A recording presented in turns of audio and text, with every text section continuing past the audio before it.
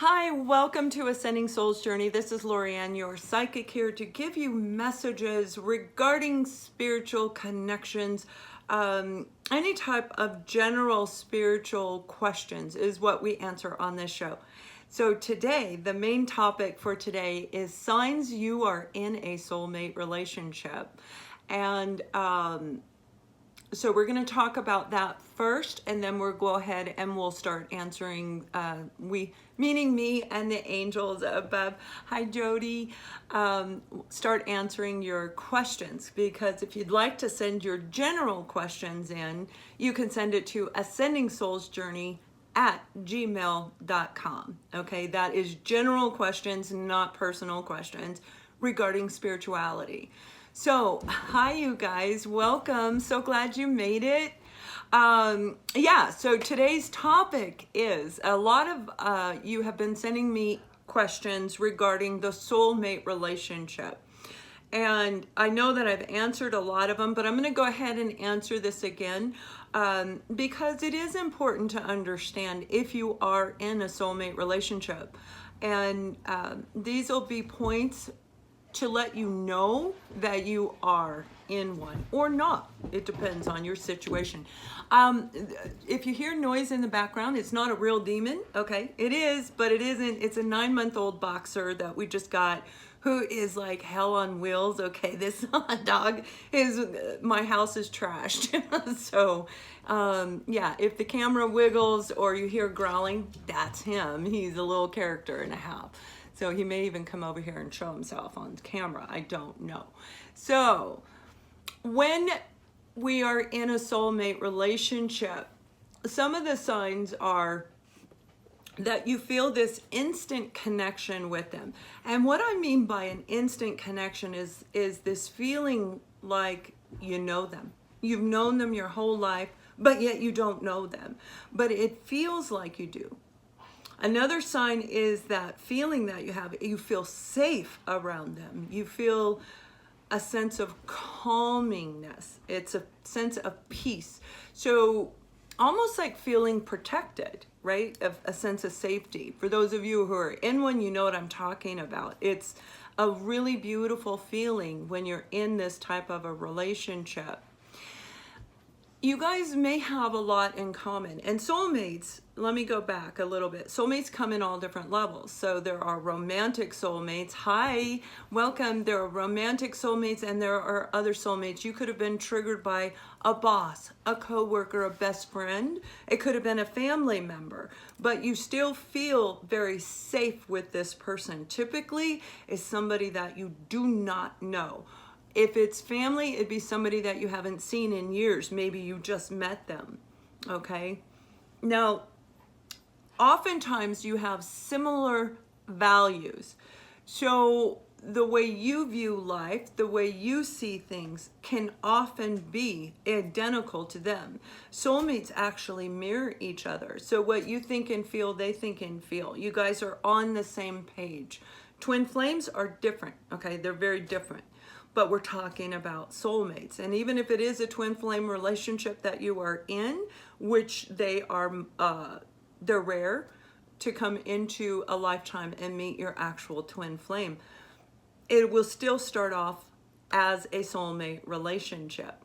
So these values are very, very important. And as you get to know them, as you acclimate to them, even though you feel like you've known them, it's just everything falls into sync. You just get along really well. You can feel the connection. You can feel energy between the two of you. It's like this is the way that I express it to many, an invisible cord that is between you and your soulmate, where you can feel their energy. And if you live far apart, you can actually feel their energy before they ever contact you, or vice versa. But that energy exchange is beautiful. It's very invigorating. So there's a lot of excitement. Yes, there is excitement when we meet somebody else too, but this is a different kind. This is very profound. When you see your partner at their worst, you still love them. Okay, and I'm talking from the get-go. Now, typically we have to be with somebody for a while before we feel that. And somebody just asked, do they feel you? Yes, they feel that connection also. There is usually a runner and a chaser. That comes after the triggering. This is the part where when you meet, you feel that connection. You feel that deep, deep bonding with them, okay? You may have dreams about them. These dreams feel real. Well, when you wake up, you feel like you were really with them. This is a real connection. It's deep. And again, it's very, very profound. Another sign is the telepathic communication. You may feel as though you are actually hearing them talk to you. You answer them and they answer you back. This is actual telepathic communication. Now, the telepathic communication is what God put in place in order for the two people to help each other out. Soulmates are put into each other's lives to trigger the other one to do their healing. And the healing has to be done separately. Hello, welcome. The healing has to be done separately. So while you're apart, the telepathic communication, that's where you're saying, I love you. That's where they're saying, I'll be there. I'm sorry. Lifting each other up, supporting each other through the spiritual transformation that is taking place between the two of you. It isn't intended when you separate that you call them. You help them through telepathic communication, okay? Hi, Kevin. You have this feeling of trust, like you absolutely can trust whatever they say. They got your back. That's what it feels like. And then a lot of times we look at it as if it's a power couple. If we were together, it'd be a powerful relationship, because it really is.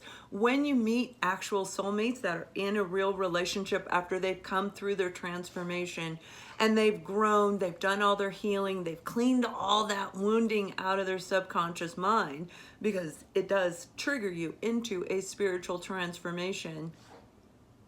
Doggy's doing something. You might knock stuff over.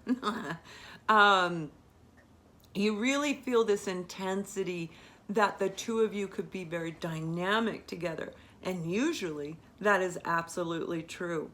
So these are a lot of the signs of what to expect when you're in a soulmate relationship. There is no other connection like that. For those of us who have babies, children, we understand that beautiful bond that we have with our child and that deep connection we have with our children. This is even more intense. It's a deeper, more profound connection.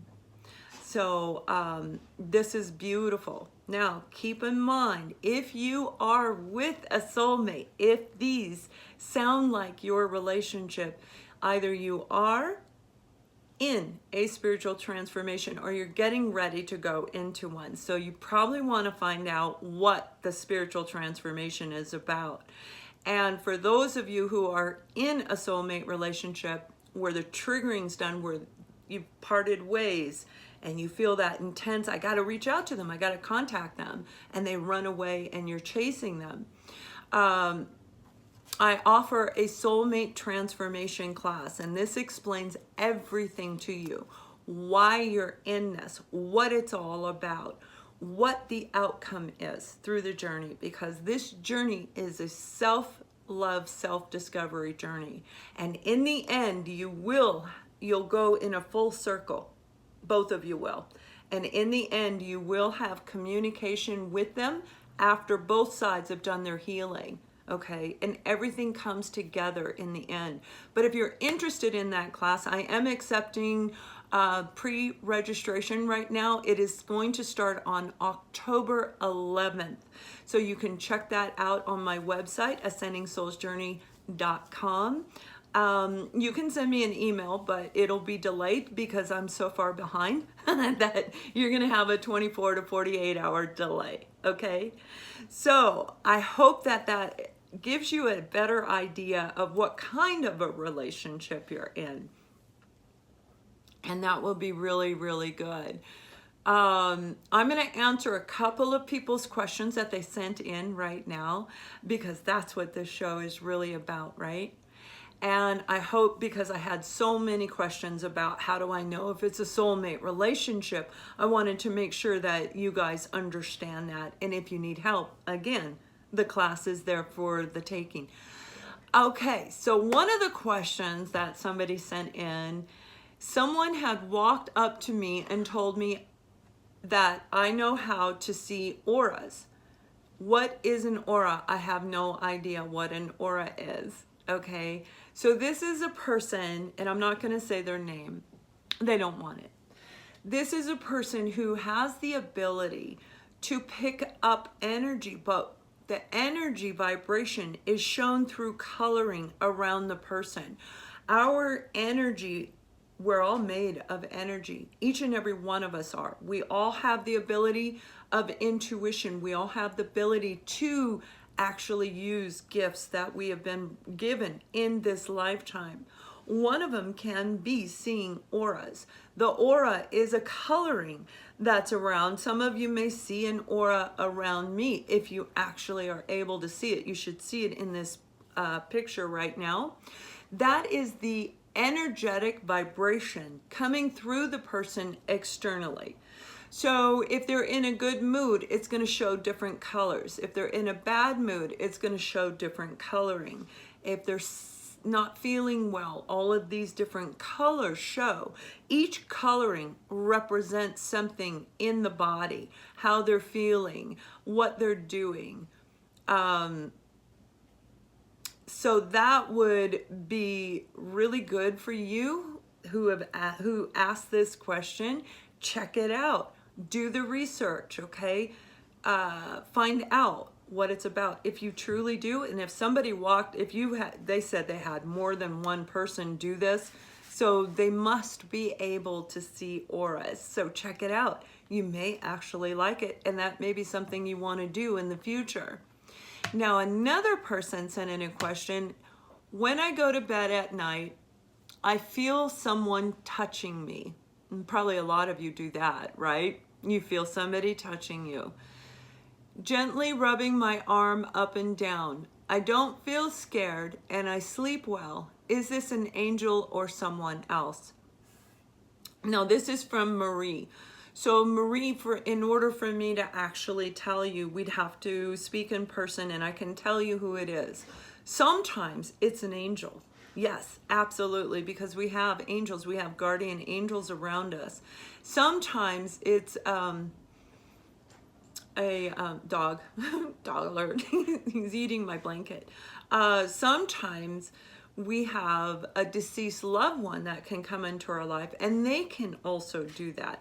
The nurturing that they want to give you, the protection that they want to give you. Same thing that the angels are doing as well. So it's going to be different for each of you. Pay attention to how you feel when they're touching you.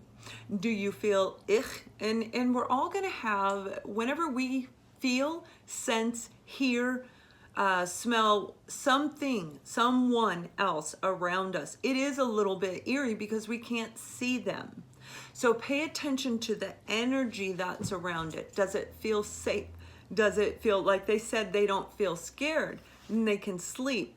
If that was a negative entity that was around them, then they would feel that fear. They would feel a sense of dread, overwhelming sense of dread. Dog. It's my first show where the dog's been here, so I don't know what he's gonna do. So I do hope that helps with that question, Marie. And another question that somebody sent in, I hear ringing sound in my ear, like a digital frequency. Can you tell me if this is something spiritual? It may very well be. First of all, you want to make sure that you are medically okay. So go have your ears tested to make sure that your hearing is okay. All right, number one. Number two, what that indicates is a spiritual transformation. So that's saying that God is putting you into a phase in your life where your conscious mind is now going to align with your soul. And while there's a gap in between, you will definitely hear this ringing. It can be like a bell. It can sound like a high frequency, like a radar or something that you would hear in a science fiction movie on TV. But that sound is absolutely indicating a spiritual transformation. For those of you who are healers and you've already gone through your spiritual transformation, many of you still have that ringing sound in your ear, because it depends on what our gifts are. Sometimes that sound will not go away, and other times it will go away once we're done with the actual transformation. Okay, so I hope that that helps you. There are a lot of other signs and symptoms of a spiritual transformation, which I believe I've already done on a live show. You can check that out. I'll check it out too. And yeah, so if you guys have any questions, you can throw it at me. Now is a good time. I don't know how much longer I can do the show with Puppy. Okay, he's a little boy and he's a monster.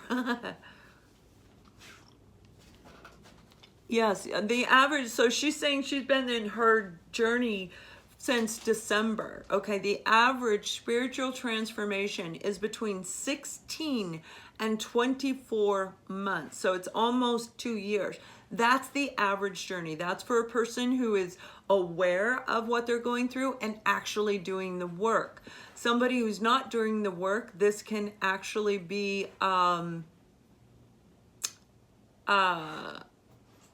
longer. It can take longer. A lot of these will just ignore this person. Okay, I'll be deleting them and I'll be removing them. They won't be able to come on my channel anymore as soon as I am done with the show. So you guys out there watching that person post all that crap, just ignore them. Okay. Okay, how do you know when you've learned your karmic lessons and when you reunite with your soulmate? Well, you will know because as you go through the journey, you're going to go into different stages in the soulmate transformation. So there's a lot of different stages, a lot of different layers of healing that needs to be done. And God actually created this as a real process for us. So each layer of wounding that needs to be healed, you guys have heard me refer to it as your inner subconscious trash can gets full, right? That's where all the memories go. Positive and negative memories go into your inner trash can, into your subconscious mind. So we have to clear it out in order to make new memories. Nothing else will come new in a positive way until you get the old stuff out. Hey, doggy, stop. He's gonna knock my plant over. So we have to clear all that wounding out and remove all of those layers. So you will know, you will feel yourself shifting. There are shifts that take place along the way. And that's what I answer in that particular soulmate transformation class, exactly what you're going to experience, why you're experiencing it. And that should help you out tremendously, you guys. Absolutely. Okay. Are your soulmates sexually connected, or how do we draw them? No. Like I said, soulmates can come on many different levels. It doesn't have to be romantically. So clearly, if it's not if it's your boss, it doesn't mean that you have to have sex with them, or there's that physical attraction. A soulmate is put into your life to trigger you to go back and look at your inner wounding. God wants you to clear that out, so it's time to clear it out. You are doing that with your soulmate. So soulmates can be on any level in life. A boss, coworker, best friend, a family person, a mom, a dad, a cousin. It can be somebody that you talk to frequently at the grocery store. It can even be somebody that you meet walking down the street, okay? You cannot have two twin flames. Twin flame is one. That's the other half of your soul. How can you have two? No, that is a soulmate, all right? I didn't see that question, so sorry. I didn't read that last question. So what if one of the soulmates are married? Now, I will tell you, typically, one of the soulmates, one or both, are coming out of a relationship, a marriage, a long-term commitment. Either they are still in it, getting ready to leave, contemplating, hi Peter, contemplating whether or not you want to leave or not, or just recently went through a divorce and they are either done with the divorce or finalizing the divorce. Both of you will feel at a really good place within yourself. So when you meet your soulmate on any level, especially in a romantic relationship, you're going to feel very high, very happy about you. It's almost like you've regained your sense of confidence within you, and the opposite with the soulmate. They also feel the same way. You guys mirror each other, right? So it's important to understand you're at a really high point, okay? So if they're married, yes, but that's saying that they have their inner wounding to do. Can we feel over our twin flame or dislike them? Can we feel over our twin flame? I don't understand that question. I don't feel over our twin. I don't know what that means. Hello, welcome. Thank you for joining. If you would like to rephrase that question, that'd be awesome. Hi Celia, good to see you. You're not sleeping. You are your twin. Okay. Some people think that way. Absolutely. They believe that they are their own twin flame. They believe that their higher self is their twin flame. And that's okay. Everybody has their own beliefs. My angels, my guides do not say that to me. So it's different, okay, on my end. But I'm actually being guided on what to let you guys know, what to share with you and what it means. Means get over our twin flame. Well, good luck with that. What is your...